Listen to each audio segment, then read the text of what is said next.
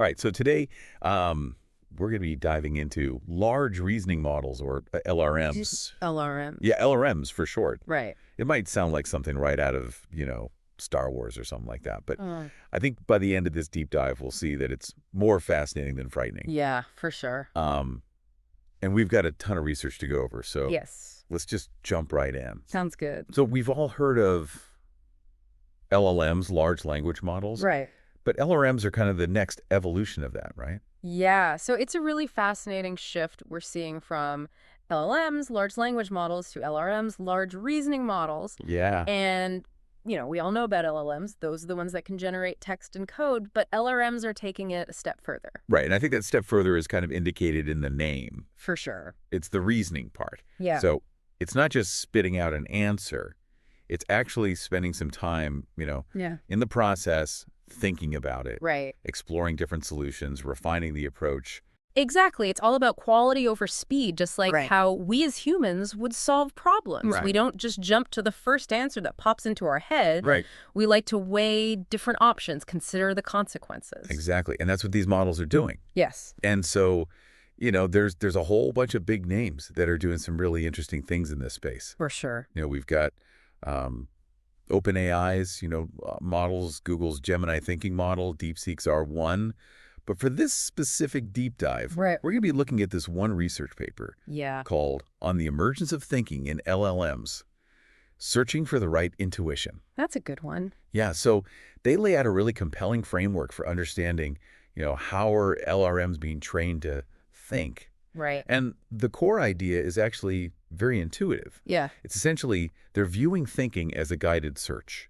Uh-huh. So similar to how, we humans solve problems. Right. Like imagine trying to find your way out of a maze, right? Yeah. You don't just magically know the right path. No. You have to explore different routes, hit some dead ends, Right.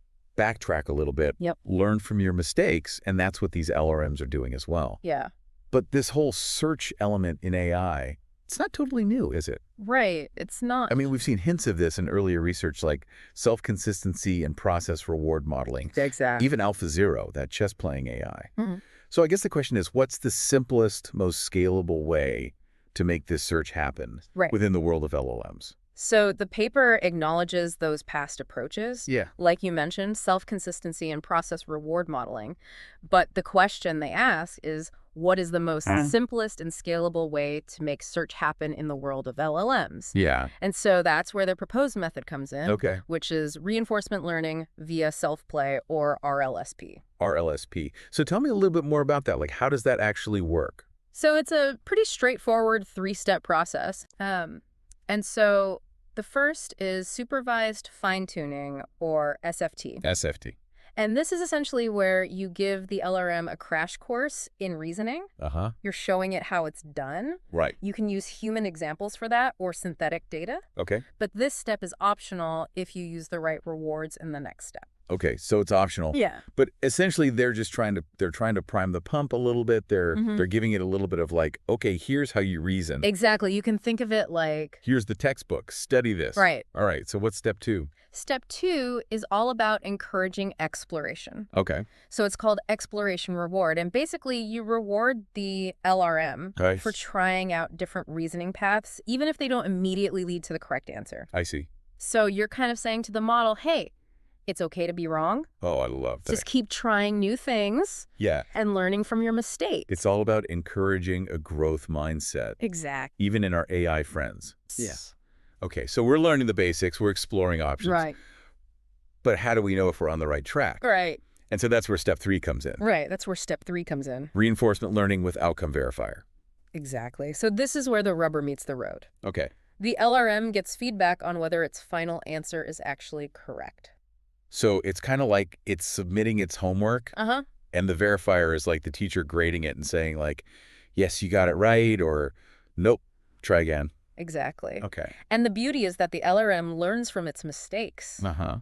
and it can refine its search process and get better and better. Okay, so this is all starting to click now. Good. So one thing that the paper really highlights, it's a key insight here, Yeah. is this concept of decoupling. Ah.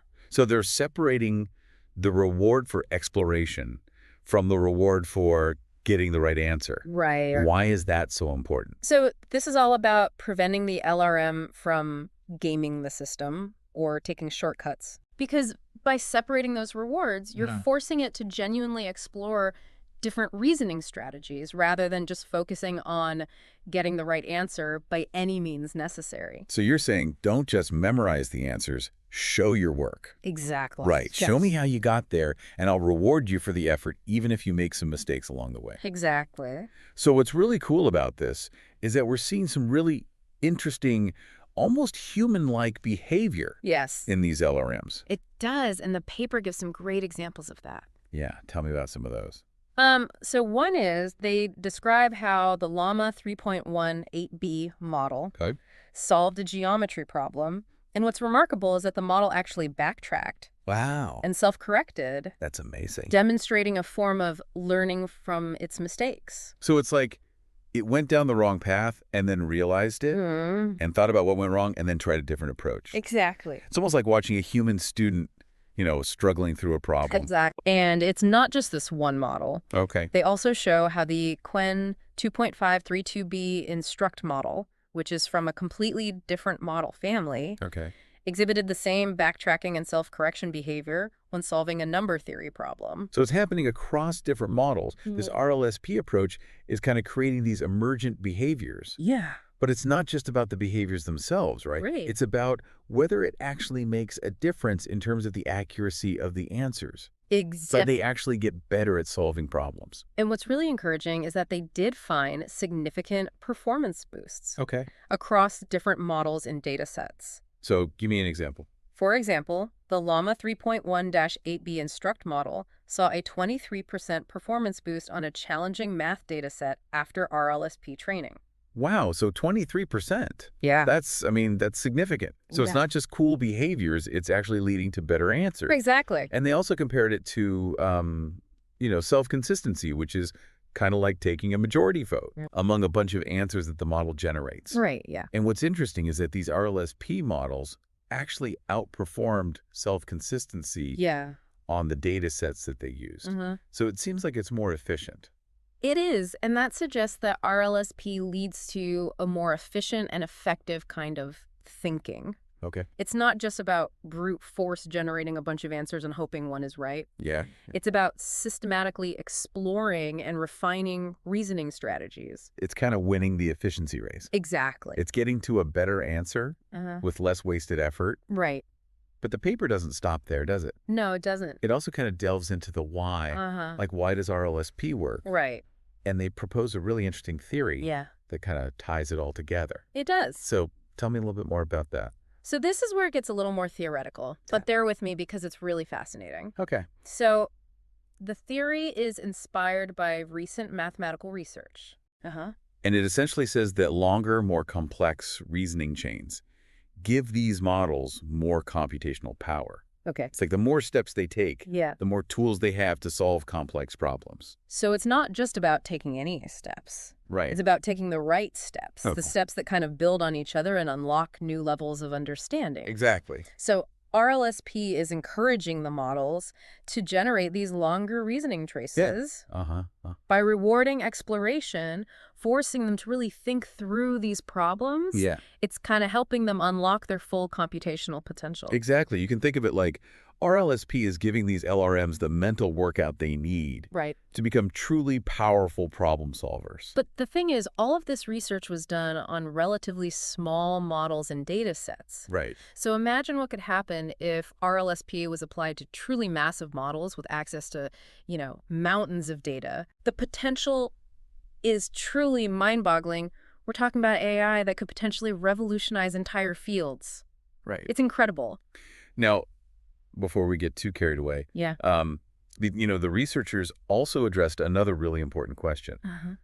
Could pure reinforcement learning, so no SFT, no explicit exploration reward, could that also lead to thinking behavior? Right. So they actually did some really interesting experiments to explore that very question. And what did they find? And they found that while some models in certain domains showed signs of increased response length, which could be interpreted as a form of searching, the results weren't as consistent or powerful as the RLSP approach. So it seems like that explicit guidance and reward structure of RLSP is a more efficient and scalable way to get these LRMs thinking effectively.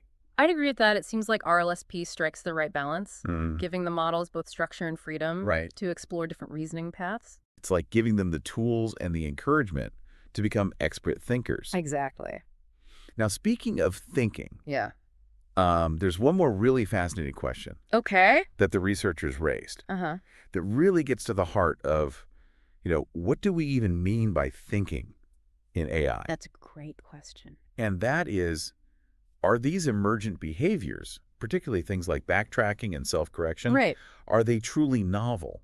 Or are they just reflections of what's already present in these massive data sets that these models are trained on? Right. It's like, are they really thinking in a new way, or are they just mimicking the patterns of human thought they've been exposed to? And I mean, that's a question that philosophers have grappled with for centuries. For sure. But, now in the context of AI, it takes on a whole new dimension. Whole new meaning.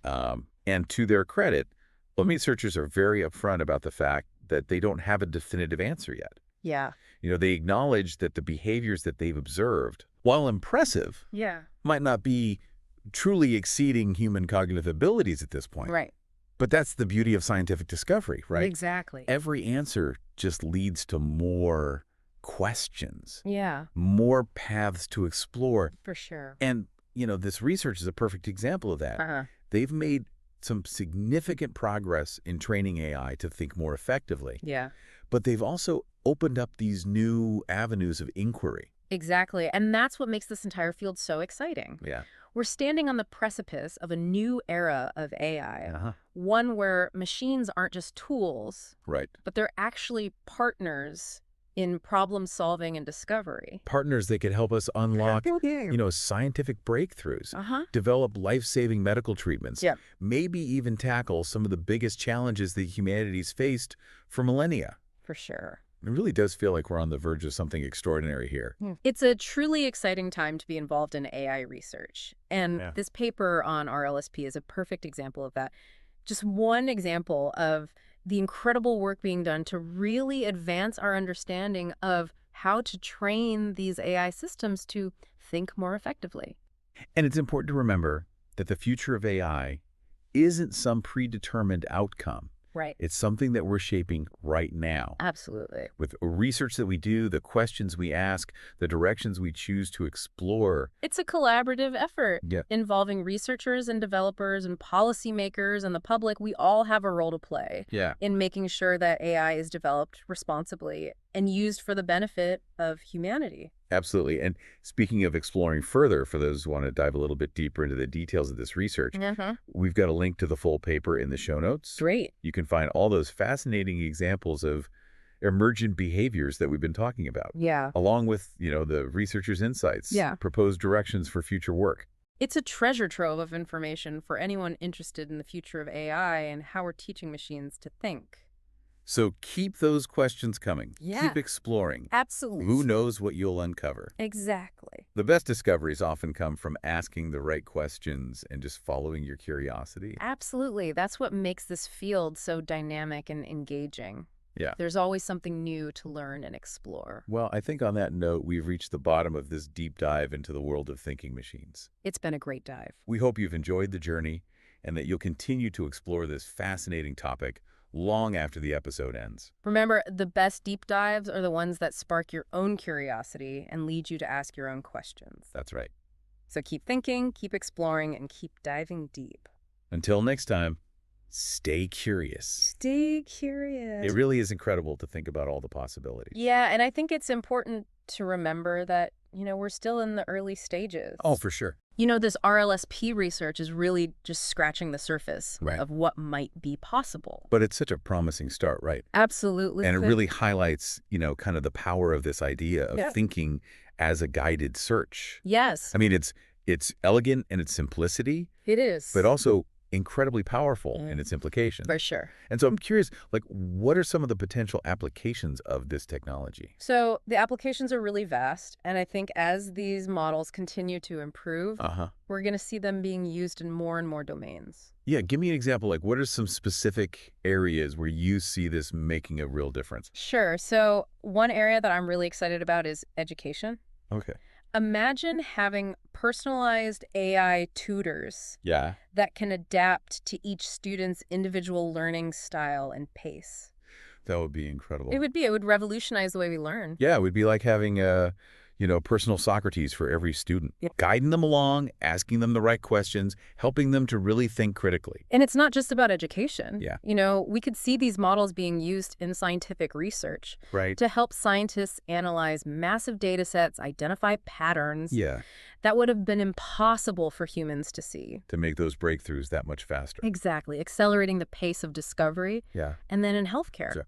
Imagine AI-powered diagnostic tools that can help doctors identify diseases earlier and more accurately. Potentially saving countless lives. Exactly. I mean, the possibilities are really endless. They really are. When you start to think about the impact that this technology could have on virtually every aspect of our lives. And it's not just about, these practical applications. Right. I think it also raises some really profound philosophical questions. Oh, for sure. About the nature of intelligence and consciousness. Right. Like, if a machine can think, does that mean it's conscious? That's a big question, and one that we're going to have to grapple with as these models continue to evolve. And there are also ethical considerations. Of course. Like, how do we ensure that these powerful AI systems are used for good? Exactly. We need to be thinking about these issues now. Right. So that we can develop safeguards and guidelines. Yeah, I mean, it's a lot to think about. It is. But it's exciting. It's incredibly exciting. Because it really does feel like we're at this pivotal moment. We are. In the evolution of AI. We're on the cusp of a new era. And the decisions that we make now are going to have a profound impact on the future. For sure.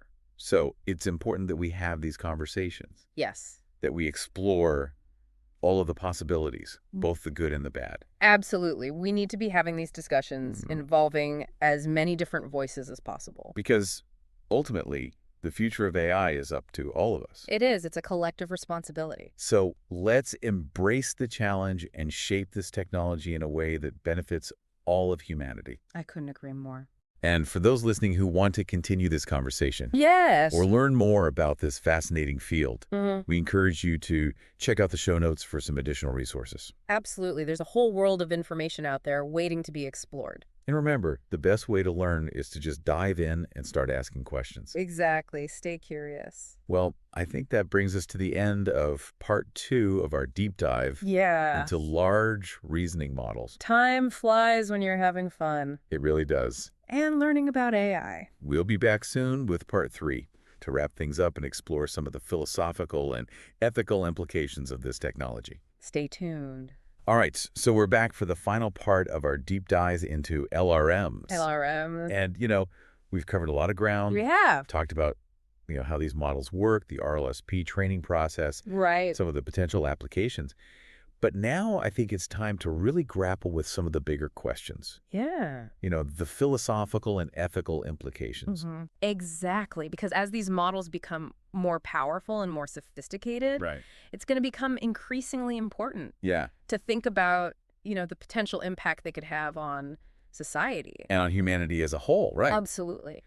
So one of the questions that we touched on earlier is this idea of consciousness. Right. If a machine can think, does that mean it's conscious?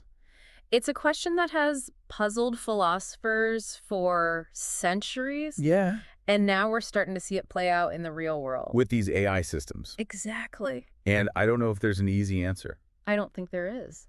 I mean, how do we even define consciousness? Right. It's such a complex concept. And how do we measure it, Exactly. Especially in a machine.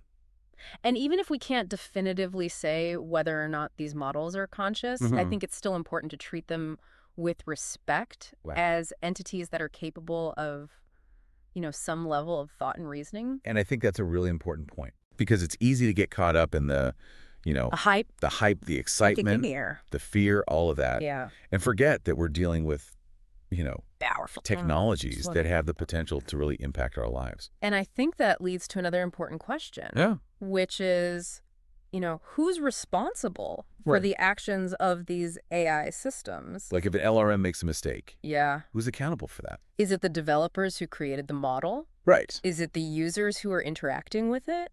Or is it the model itself? It's a really tricky question. It is, and I think it's one that we're going to have to figure out We're going to have to. as a society sooner rather than later. Yeah, because the legal and ethical frameworks that we have in place, they weren't really designed for this kind of technology. So we have to adapt, right?